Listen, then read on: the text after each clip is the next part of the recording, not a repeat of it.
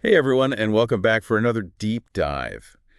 Today we've got a story that's perfect for Thanksgiving, but it's not about pilgrims or turkeys or anything like that. It's about gratitude and recognizing the source of our blessings. We're going to be looking at a story from the Bible. And by the way, this deep dive is brought to you by AI Church Assistant, AI tools for ministry businesses and members. We'll talk more about AI Church Assistant a little bit later, but for now, let's just travel back in time to a small village in the time of Jesus. Okay.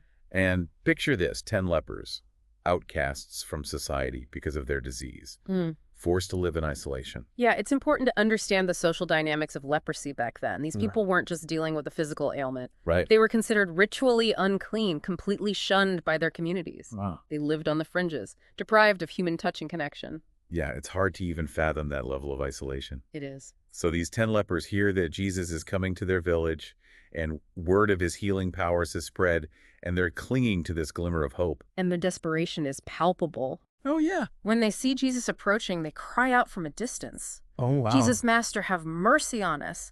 This isn't just a polite request. Right. It's a raw, desperate plea for liberation from their suffering. And what strikes me is that they call him Master. Right. It's as if they recognize something in him. Yeah. An authority that transcends their earthly situation. That's a great point. It suggests a recognition of Jesus' spiritual authority even before they witness his healing power.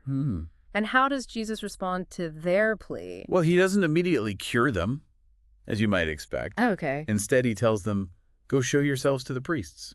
Interesting. Now, this might seem like a strange instruction, Yeah. but it actually had a deeper meaning. Exactly. Back then, lepers had to be officially declared healed by a priest before they could rejoin society. Oh, okay. It was a way of ensuring they were no longer contagious and could safely reintegrate into the community. So it's like a certification process. Right. A way of validating their healing and allowing them to reclaim their lives. Exactly. But here's the catch. They're still covered in sores at this point. They haven't experienced any physical change yet. Right, and that's what makes this story so compelling. It speaks to the power of faith, of taking action even before seeing tangible results. Oh. It's about trusting in something beyond what our senses can perceive. Okay, so these 10 lepers, driven by a mix of hope and desperation, decide to obey Jesus. They start walking towards the temple even though they're still physically afflicted. And then as they walk, something incredible happens. This is where the story takes a truly fascinating turn. Okay. As they journey towards the priest, their skin begins to clear. Wow. The sores vanish, twisted fingers straighten, and their faces, once disfigured, radiate with health. Wow, imagine that moment. Yeah. It's like a sudden burst of light breaking through years of darkness. Absolutely. They experience not just physical healing, but also emotional liberation. They're free from the stigma, the isolation, the constant fear that define their lives. Yeah. And how do they react? While 9 of them, overcome with joy and relief, rush off to the priests. They're understandably eager to get that official declaration and reclaim their place in society.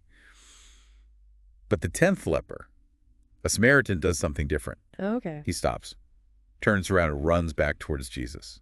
Interesting. And this is where we begin to see the true depth of gratitude. The Samaritan leper doesn't just accept his healing and move on. He pauses to acknowledge the source of his transformation. It makes you wonder, doesn't it, what was going through his mind? Why did he feel compelled to return to Jesus while the others rushed off? Perhaps he recognized that his healing was more than just a physical event. It was a profound shift in his being.